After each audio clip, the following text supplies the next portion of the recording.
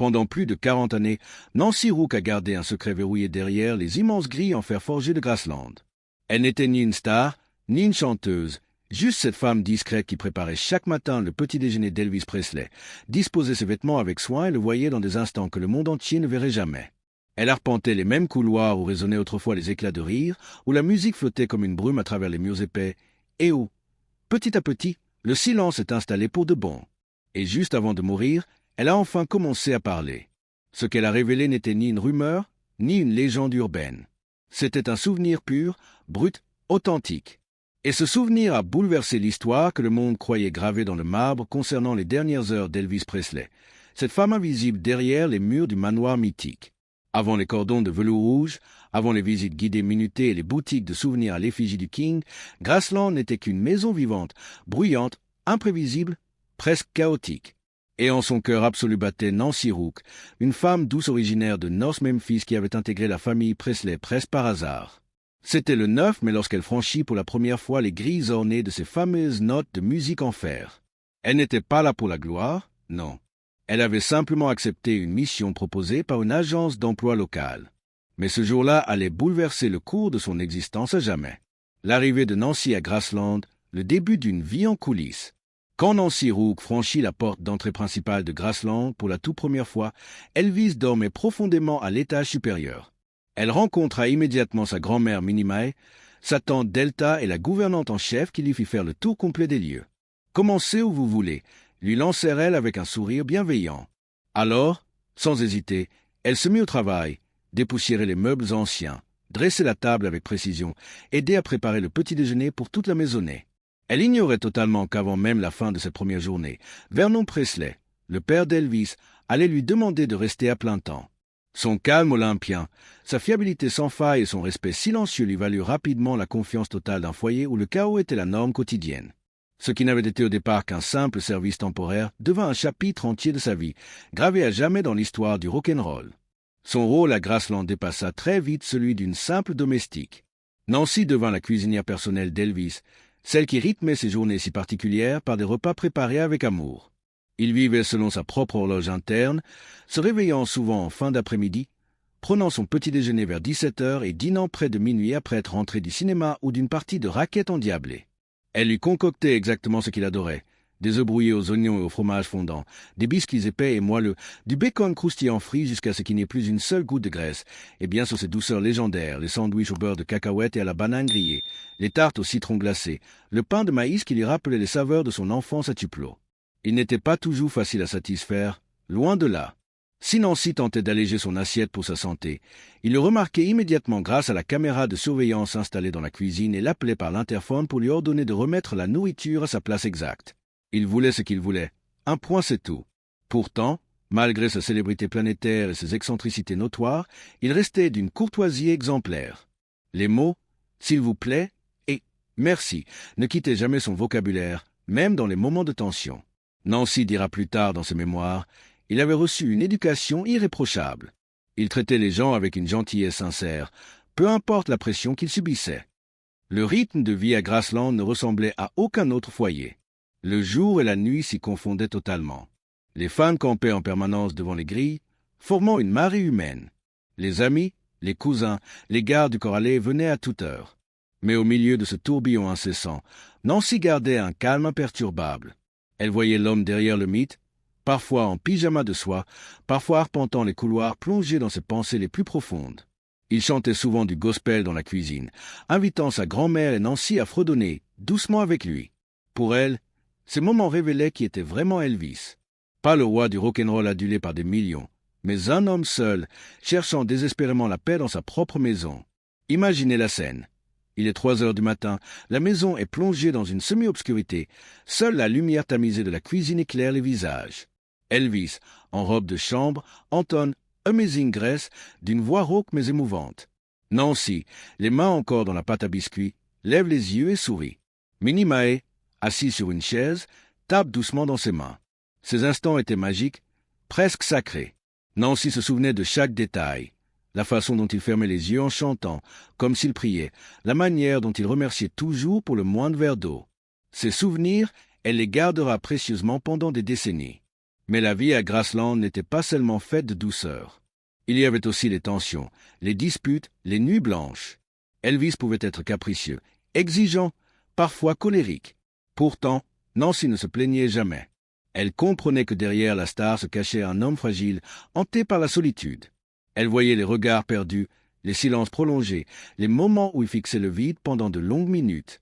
Elle savait qu'il portait un poids immense sur ses épaules. Et elle, discrète, continuait son travail comme un roc au milieu de la tempête. La routine quotidienne, les plats, les horaires, les caméras. La cuisine de Graceland était le royaume absolu de Nancy Rook. C'était là qu'elle passait le plus clair de son temps, à préparer des repas qui devaient être parfaits, à l'heure exacte où Elvis les réclamait.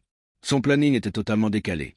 Petit déjeuner à 17 heures, dîner à minuit, parfois un encas à 4 heures du matin. Elle devait être prête à tout moment. Un jour, il pouvait demander un festin complet, steak frit, purée de pommes de terre, haricots verts, pain de maïs et le lendemain, il se contentait d'un simple jus d'orange. Nancy s'adaptait, toujours. Parmi ses plats signatures, le sandwich au beurre de cacahuète et à la banane était légendaire. Elle le préparait avec une précision chirurgicale. Pain de mie beurré des deux côtés, grillé à la poêle jusqu'à ce qu'il soit doré et croustillant, garni d'une généreuse couche de beurre de cacahuète crémeux et de tranches de bananes bien mûres. Elvis en raffolait. Il pouvait en manger plusieurs d'affilée, surtout après une longue nuit. Nancy se souvenait d'une fois où il en avait commandé 6 en une seule soirée. Elle avait dû courir à l'épicerie du coin pour acheter du pain et des bananes. Mais ce n'était pas seulement la nourriture. C'était l'ambiance. La cuisine était le cœur battant de Graceland. Les moments intimes, gospel, rire et solitude. Les sessions de gospel dans la cuisine étaient les moments préférés de Nancy. Elvis adorait chanter. Sa voix, même fatiguée, avait une puissance émotionnelle incroyable. Il choisissait souvent des classiques comme « How Great Thou ou « Peace in the Valley ».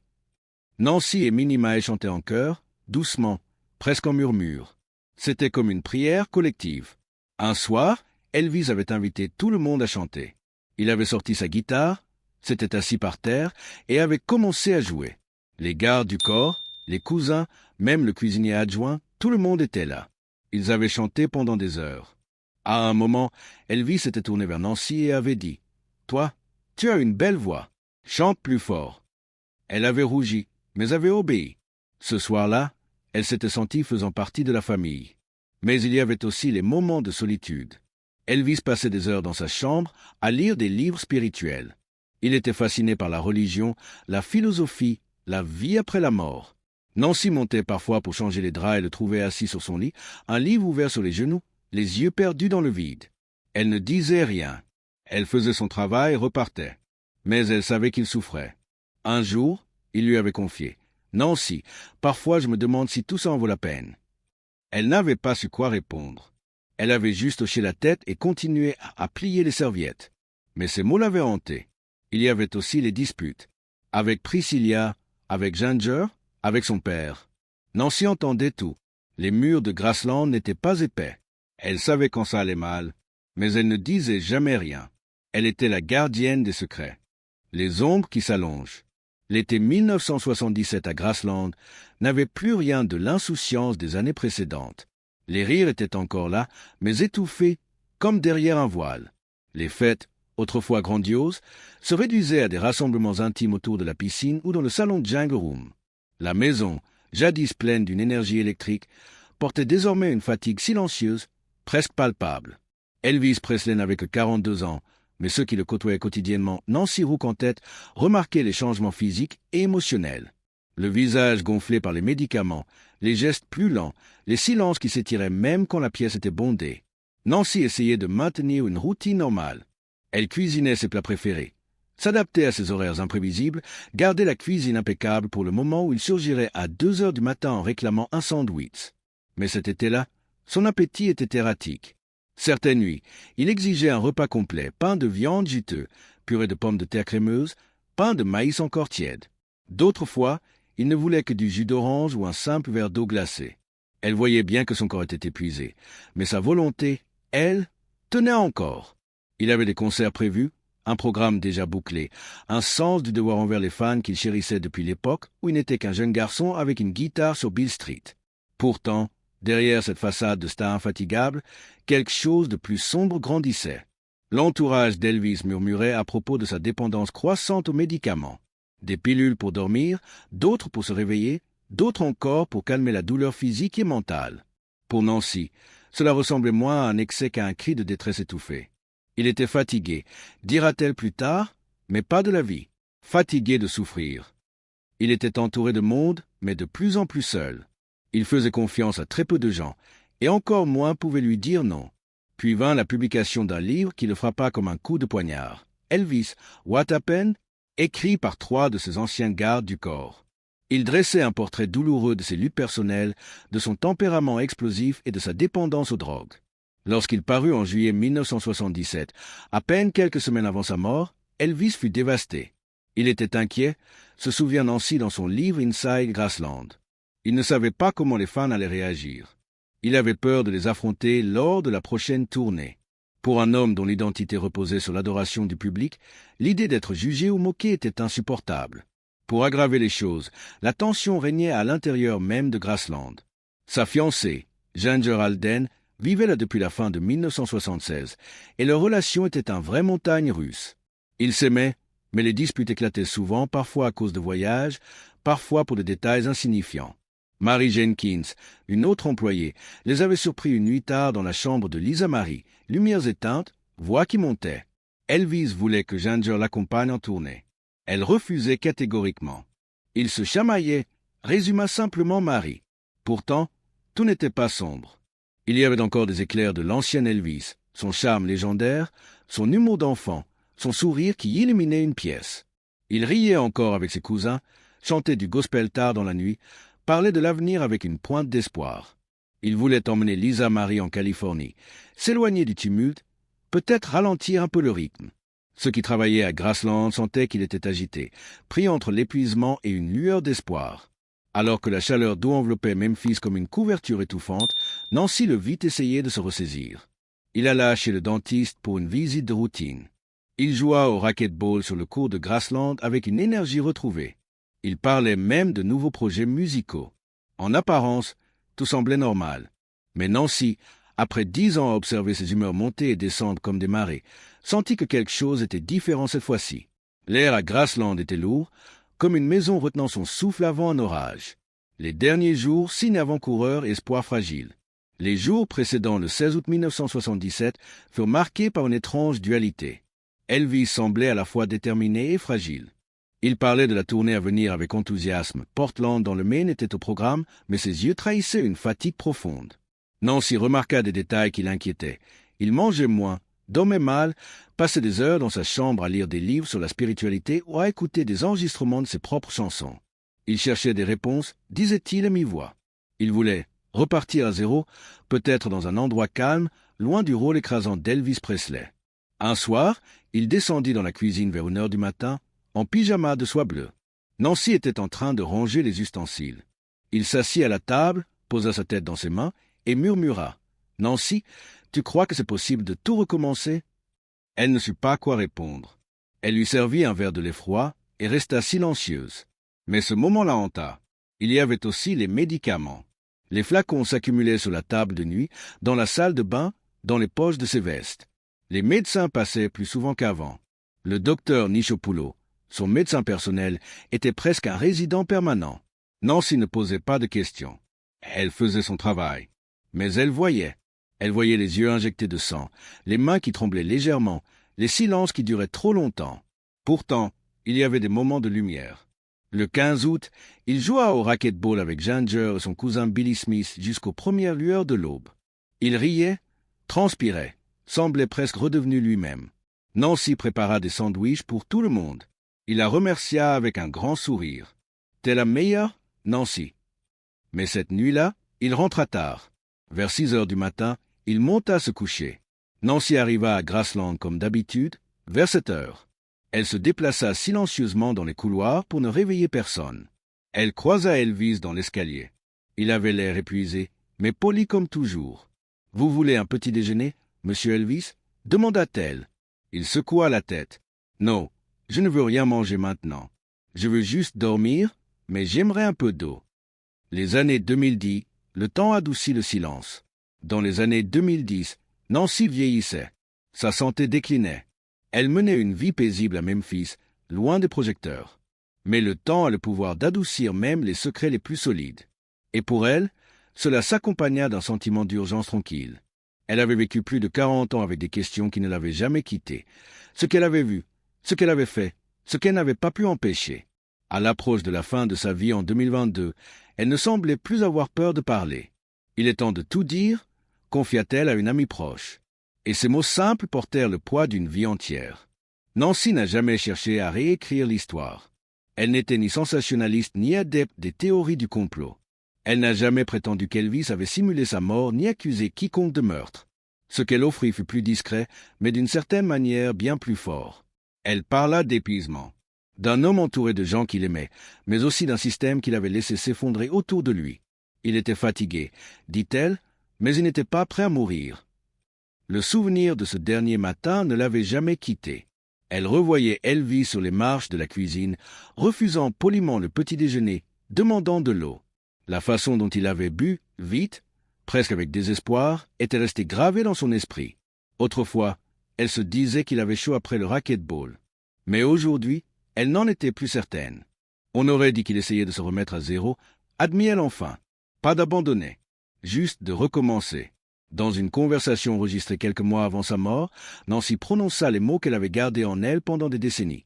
Elvis n'est pas simplement mort. Il s'est éteint, et personne ne l'a arrêté. Les fantômes de Graceland, ce que Nancy sentait encore. Même après la transformation de Graceland en musée, Nancy continuait de monter à l'étage supérieur 1 ou 2 fois par mois. Officiellement, c'était pour dépoussiérer. Officieusement, c'était pour sentir.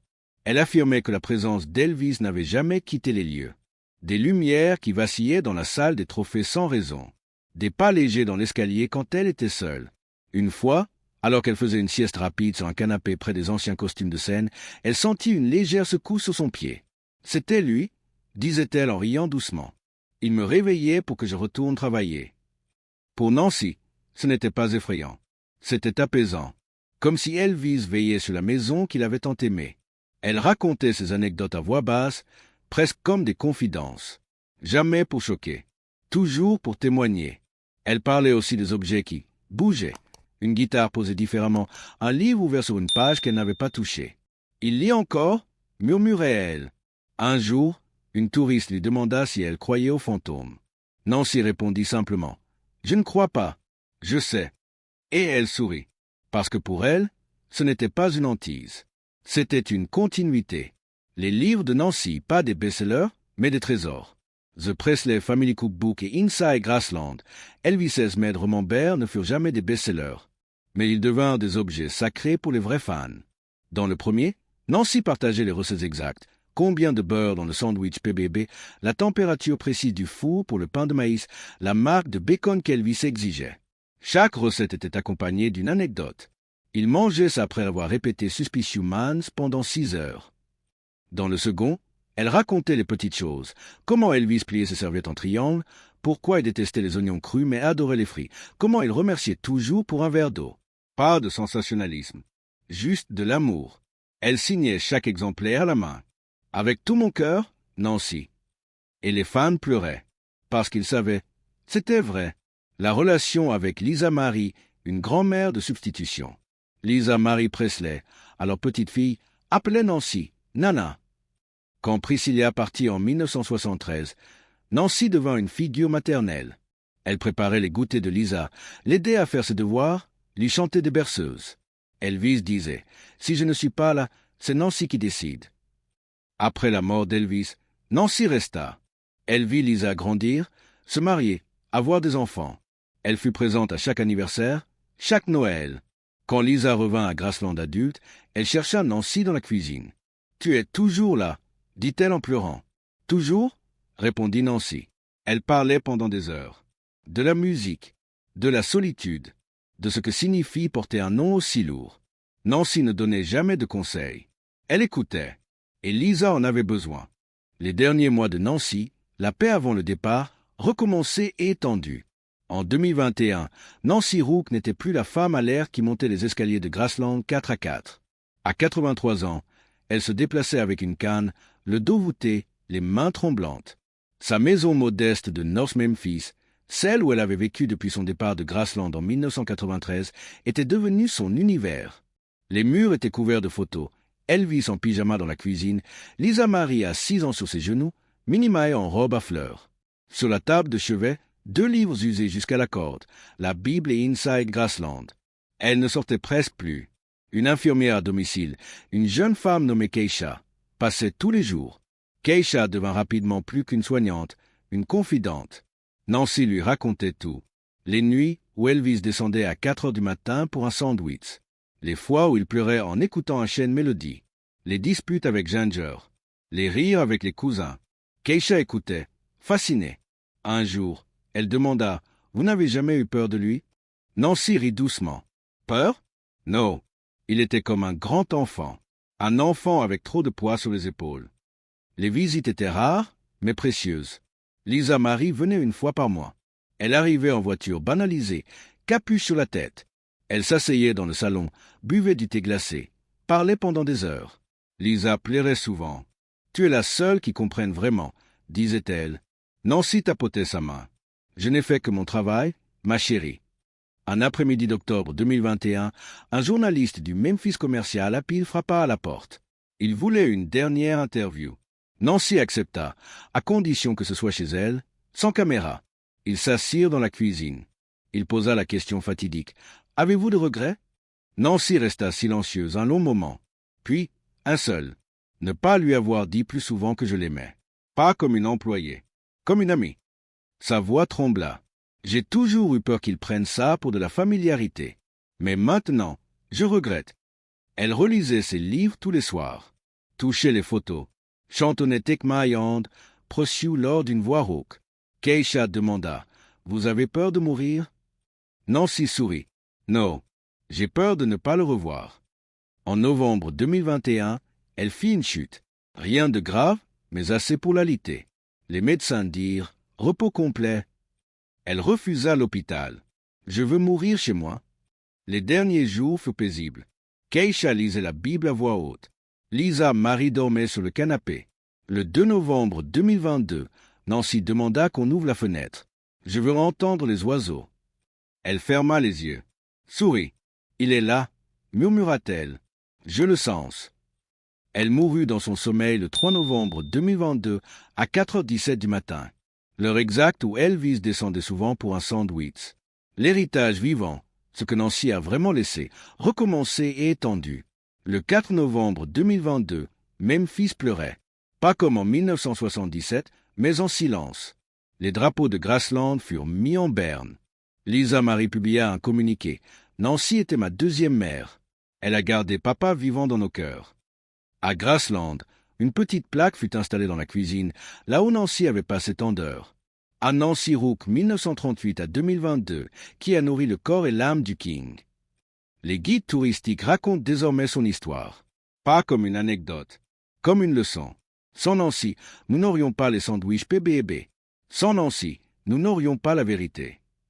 Le café du musée sert encore ses recettes. Le sandwich au beurre de cacahuètes et bananes est le best-seller.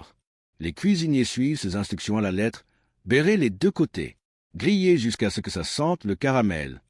Les fans laissent des fleurs devant la plaque, des lettres, des photos. Une femme de 70 ans, venue du Japon, pleure, elle m'a fait comprendre qu'Elvis était humain.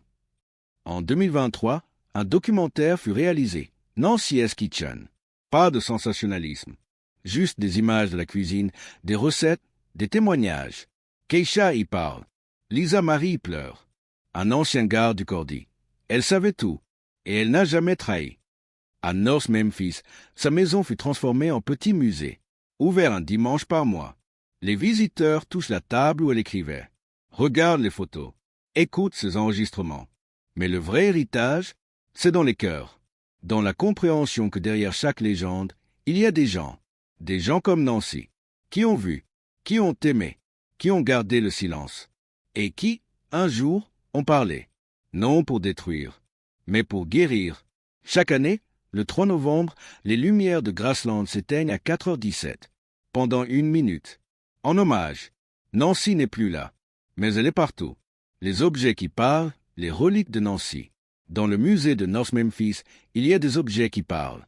Le tablier bleu de Nancy, taché de graisse de bacon. Elle le portait tous les jours. Il sent encore le pain de maïs, disent les visiteurs. Son carnet de recettes, écrit à la main. Page 47. Sandwich PBB pour quand il est triste. La chaise où elle s'asseyait pour éplucher les pommes de terre, usée au niveau des accoudoirs. Une cassette audio, enregistrée en 1995. Nancy chante Amazing Grace avec une voix tremblante. À la fin, on entend Elvis, en fond. Bravo, Nancy. Les visiteurs pleurent. Parce que c'est vrai. Nancy décrivit comment, dans le chaos après la découverte du corps, quelqu'un, elle ne dit jamais qui, lui avait demandé de ranger un peu avant l'arrivée des secours. C'était instinctif. Elle fit ce qu'on lui dit. Elle essuya le comptoir, déplaça une serviette, remit un peu d'ordre. Je ne savais pas ce que je cachais, dit-elle. Je pensais juste aider. Ce n'est que plus tard qu'elle comprit que par ses gestes anodins et bien intentionnés, elle avait peut-être effacé quelque chose d'important, un indice, un détail, un élément qui aurait pu raconter l'histoire plus complètement. Sa voix, selon un témoin, n'était ni amère ni dramatique. Elle était calme, presque lasse. « Il n'est pas mort comme on le dit », répéta-t-elle. « Pas vraiment. Il n'était pas imprudent ce matin-là. Il n'était pas drogué. Il voulait juste dormir. » Pour Nancy, Elvis n'était pas un homme vaincu par la célébrité ou l'excès. C'était un homme qui cherchait à se retrouver. Et c'était là, selon elle, la véritable tragédie que le monde avait manqué. Pendant des décennies, on avait parlé de ses dépendances, de sa chute, de son autodestruction supposée. Mais la vérité de Nancy était plus simple, plus douloureuse. Il essayait de se relever, et il a simplement manqué de temps. Avant de mourir, elle livra une dernière réflexion à une amie. Les gens pensent qu'Elvis a abandonné. Mais non, il se battait encore, en silence. Ceux qui l'entendirent raconter cette histoire dirent que sa voix était paisible, comme si elle avait enfin déposé le fardeau qu'elle portait depuis ce matin d'août 1977. Lorsque Nancy Rook s'est éteinte en 2022, elle n'a laissé ni richesse ni célébrité. Ce qu'elle a laissé était bien plus rare, la vérité, silencieuse, complexe et profondément humaine. Pour les fans d'Elvis du monde entier, elle avait toujours été la fidèle employée de maison qui avait protégé sa mémoire avec grâce. Mais ces derniers lui ont offert quelque chose qu'il n'avait plus reçu depuis des décennies, la compréhension. Elle n'a pas ébranlé sa légende. Elle lui a simplement donné plus de profondeur. Après sa mort, ceux qui l'avaient connu à Graceland la décrivirent comme stable, dévouée, honnête jusqu'à l'os. Elle avait traversé l'un des chapitres les plus scrutés de l'histoire de la musique sans jamais en tirer profit. Ces 2 livres, The Presley Family Cookbook et Inside Graceland, furent écrits avec tendresse, non par opportunisme. Par ces petits détails que seule elle pouvait raconter, elle rendit à Elvis son humanité. Mais sa confession finale changea tout. Elle fit passer l'histoire du mythe à l'homme. Soudain, les fans recommencèrent à examiner les derniers jours d'Elvis non plus comme la lente chute d'une idole déchue, mais comme la lutte d'un être humain qui voulait vivre autrement, et qui n'en eut peut-être jamais l'occasion. Il s'est éteint, avait dit Nancy, et cette phrase résonne encore. Elle ne parlait pas seulement de la mort, mais de la fragilité de la vie, de la facilité avec laquelle elle peut nous glisser entre les doigts quand plus personne ne regarde vraiment. Aujourd'hui, son histoire reste à la fois un témoignage et un rappel. Derrière chaque légende, il y a quelqu'un qui a porté la vérité en silence, sans attendre de récompense. Nancy Rook n'était ni chanteuse, ni actrice, ni célébrité. Elle était un témoin. Une femme qui cuisinait, nettoyait et aimait son travail au point de le protéger toute sa vie. Et lorsqu'elle parla enfin, elle n'apporta pas le scandale. Elle apporta la paix. Pensez-vous qu'Elvis Presley était vraiment prêt à recommencer dans ces derniers jours, ou que le destin fut simplement trop cruel pour le lui permettre? Partagez vos réflexions ci-dessous et n'oubliez pas de vous abonner pour découvrir d'autres histoires derrière les légendes. Merci d'avoir regardé.